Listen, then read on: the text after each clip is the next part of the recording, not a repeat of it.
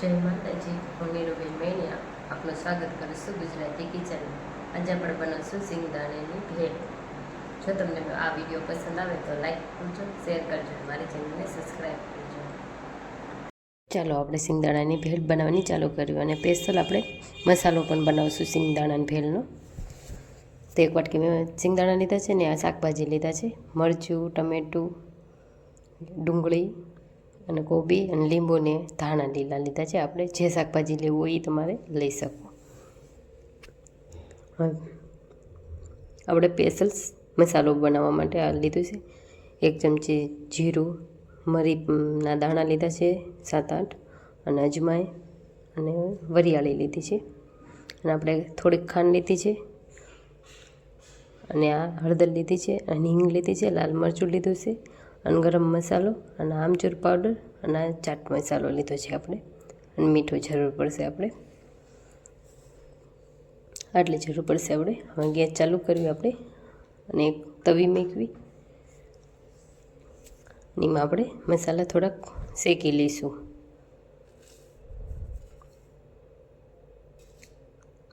વરિયાળી ને જીરું ને મરીના દાણાની બધું આપણે થોડુંક આપણે હલકું શેકી લઈશું. થોડીક અમથી સુગંધ આવે ને ત્યાં સુધી, સેજ અમથો હલકો કલર ચેન્જ થાય ત્યાં સુધી આપણે હલાવતા રહીશું. કલર આપણે ચેન્જ થઈ ગયો છે તમે જોઈ શકો છો. આપણે ગેસ બંધ કરી દેવાનો છે અને થોડીક વાર લોઢીમાં આપણે એમને શેકાવા દેવાનું છે.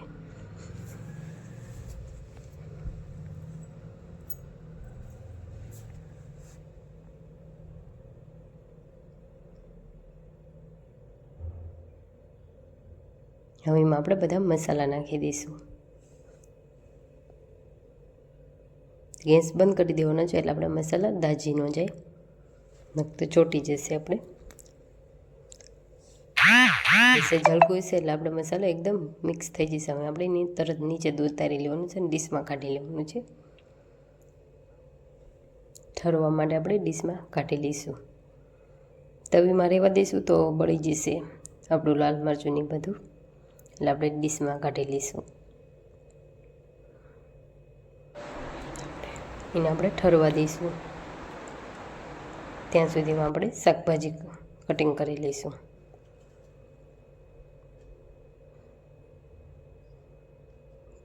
તમારે જે શાકભાજી ભાવતા હોય, ગાજર, કાકડી, ગમે એ શાકભાજી આપણા ઘરમાં પડી હોય એ આપણે યુઝ કરીએ. હું બધું આવી રીતે કટિંગ કરી નાખીશ. બધું મેં કરી નાખ્યું છે શાકભાજી કટિંગ. હવે એને આપણે સાઈડમાં રાખી દઈશું. અને આ મસાલા આપણા ઠંડા થઈ ગયા છે એકદમ. આપણે હાથે ડડી જવાનો, હાવ ઠંડા થઈ જવા દેવાના. હવે એક આપણે મિક્સર જારમાં પીસી લઈશું અને દરદરું રાખીને આપણે પીસી લેવાનું છે. એકદમ ટેસ્ટી લાગશે. મસાલો તો સ્પેશિયલ બનાવવાનો જ. અહીં ઉપરથી આપણે મીઠું નાખી દઈશું.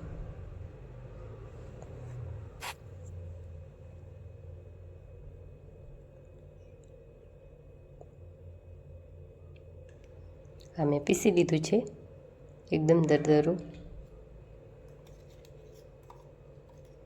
સ્વાદ એટલે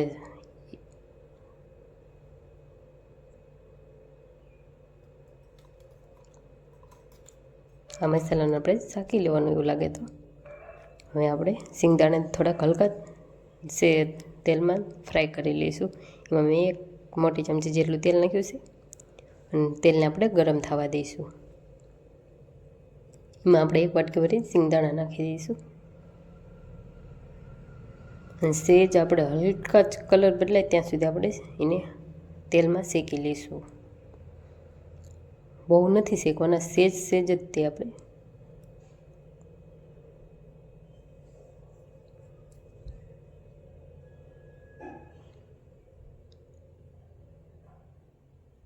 આપણા સિંગદાણાનો કલર સેજ કલર ચેન્જ થઈ ગયો છે. હલાવતા રહીશું એટલે આપણે સિંગદાણા બળી ન જાય.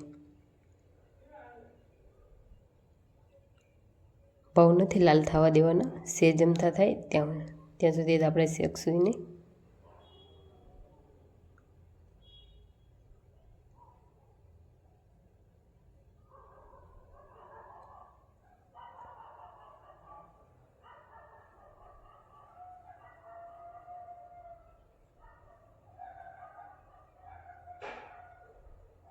હલાવતા રહીશું ને આપણા સિંગદાણા બળી જશે.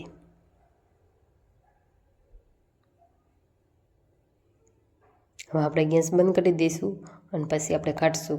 નકર આપણે કાઢશું ને તો અડધા આપણા સિંગદાણા બળી જશે.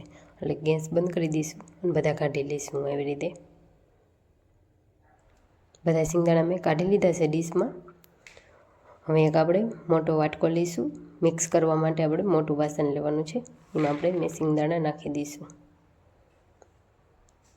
હવે બધા આપણે શાકભાજી નાખી દઈશું કટિંગ કરેલા. મરચાં નાખી દઈશું, ડુંગળી નાખી દઈશું, ટમેટા, કોબી, શાકભાજી તમે તમારા હિસાબથી ઓછી વધુ કરી શકો. લીલા ધાણા ઉપરથી નાખી દઈશું અને થોડાક આપણે વધારશું ઉપર આપણે સર્વ કરવા માટે. અને મસાલો આપણે નાખી દઈશું. બીજા મસાલાની આપણે જરૂર જ નહીં પડે. આ મસાલા નાખશું ને ત્યાં મસાલો તમારા ટેસ્ટ પ્રમાણે તમે નાખી શકો, વધુ ઓછો. ઉપરથી લીંબુ નીચવી દઈશું. હવે એક ડીશ ઢાંકીને આપણે એને મિક્સ સરખી રીતે મિક્સ કરી નાખશું.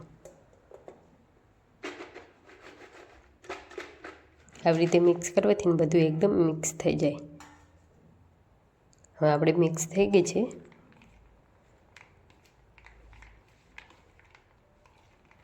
હવે એને આપણે સર્વ કરી લઈશું. તૈયાર છે આપણી સિંગદાણાની ભેળ. કેવી લાગી કોમેન્ટ કરીને જરૂર કહેજો.